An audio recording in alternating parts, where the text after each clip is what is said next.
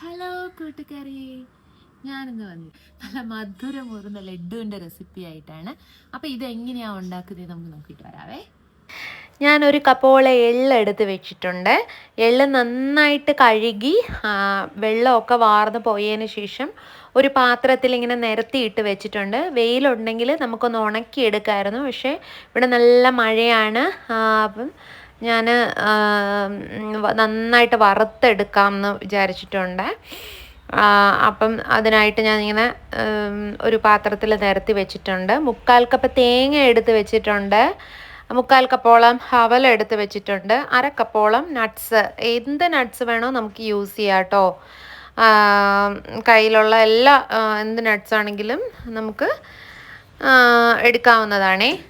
പിന്നെ എത്ര എള്ളെടുത്തോ അത്രയും ശർക്കര പാനിയാക്കി അരിച്ച് വെച്ചിട്ടുണ്ട്. അപ്പം നമുക്കിത് ഒരു പാനിലോട്ടിട്ട് നന്നായിട്ട് ഈ എള്ള് വറുത്തെടുക്കണം. എനിക്കൊരു 15 മിനിറ്റോളം ലോ ഫ്ലെയിമിലിട്ട് ഞാനിത് വറുത്തെടുത്തിട്ടുണ്ടേ. വറുക്കുമ്പോൾ ഇങ്ങനെ പൊട്ടണ സൗണ്ട് വരണം.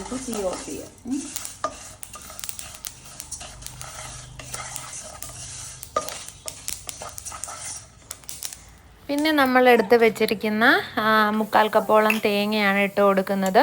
അപ്പോൾ ഈ തേങ്ങ നല്ല ബ്രൗൺ കളറൊന്നും ആവേണ്ട ആവശ്യമില്ല. ജസ്റ്റ് അതിൻ്റെ ആ ഒരു പച്ച ഇത് മാറിയാൽ മതി. അത് മാറിയതിന് ശേഷം നമ്മൾ ഈ തണുത്തതിന് ശേഷം നമ്മൾ ഈ എള്ളൊന്ന് മിക്സിയിലിട്ട് പൊടിച്ചെടുക്കുന്നുണ്ട്.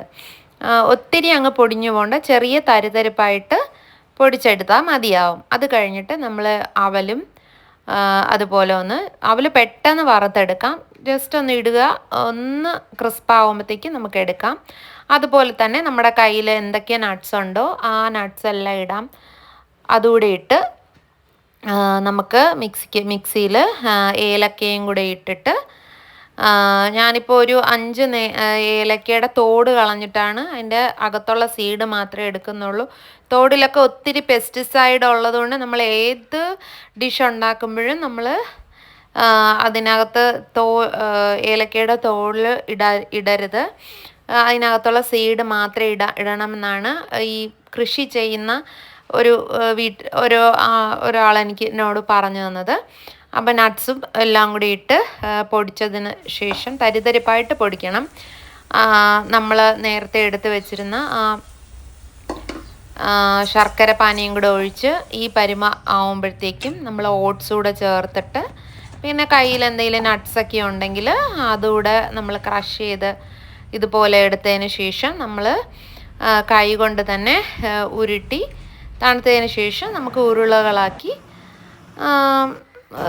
കഴിക്കാവുന്നതാണ്. ഇതിപ്പം ഈ അളവിൽ നമുക്കൊരു 20 ലഡു ഇതുപോലെ കിട്ടുന്നതാണ്. പക്ഷേ ഞാനിങ്ങനെ ടേസ്റ്റ് കാരണം കഴിച്ച് ഇപ്പോൾ 18 എണ്ണേ ഉള്ളൂ. അപ്പം ഇതുപോലെ വെറൈറ്റി ആയിട്ടുള്ള റെസിപ്പി ആയിട്ട് കാണാം. Tata, bye bye.